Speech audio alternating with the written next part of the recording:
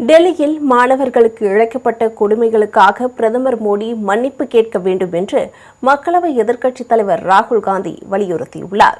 டெல்லியில் உள்ள காங்கிரஸ் தலைமை அலுவலகமான இந்திரா பவனில் அவர் செய்தியாளர்களை சந்தித்தார். அப்போது நமது நாட்டின் கல்வி முறை அழிக்கப்பட்டு விட்டதாக வேதனை தெரிவித்தார். 152 வினாத்தாள் கசிவுகள் காரணமாக 7.5 கோடி மாணவர்கள் பாதிக்கப்பட்ட போதும் யாரும் கண்டிக்கவில்லை என்று கூறிய ராகுல் காந்தி, இதனால்தான் லட்சக்கணக்கான மாணவர்கள் போராட்டங்களையும் ஆர்ப்பாட்ட இயக்கங்களையும் நடத்தி வருகிறார்கள் என்று கூறினார். जो हमारा एजुकेशन सिस्टम है, जो पूरी दुनिया में मशहूर हुआ करता था as a great education system,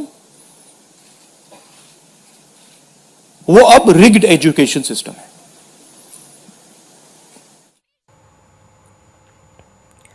ஓராண்டுக்கு நீட் தேர்வுக்காக இந்திய குடும்பங்கள் 1.32 லட்சம் கோடி ரூபாயை செலவிடுவதாகவும், இது 1.4 லட்சம் கோடி என்கிற கல்விக்காக இந்திய அரசு ஒதுக்கும் தொகைக்கு இணையானது என்றும் ராகுல் காந்தி புள்ளி விவரங்களோடு எடுத்துரைத்தார்.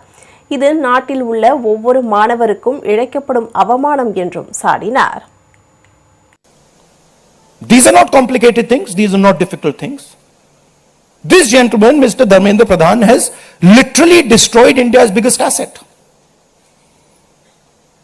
What used to be called our success, what used to be called the best thing India has, our education system, has been wiped out.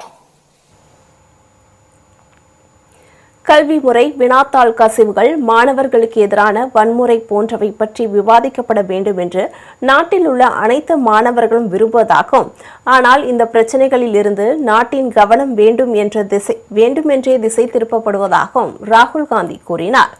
நாட்டில் உள்ள மாணவர்கள் வீதிகளில் இறங்கியதால் எதிர்க்கட்சிகளும் வீதியில் இறங்க வேண்டும் என்று தாங்கள் கருதியதாக குறிப்பிட்ட ராகுல் காந்தி, மாணவர்களின் பிரச்சினைகள் குறித்து நாடாளுமன்றத்தில் ஒரு கலந்துரையாடலுக்கு வழிவகுக்க வேண்டும் என்று கோரிக்கை விடுத்ததையும் சுட்டிக்காட்டினார்.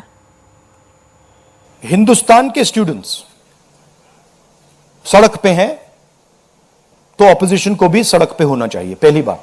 दूसरी बात, हमारी नेचुरल स्पेस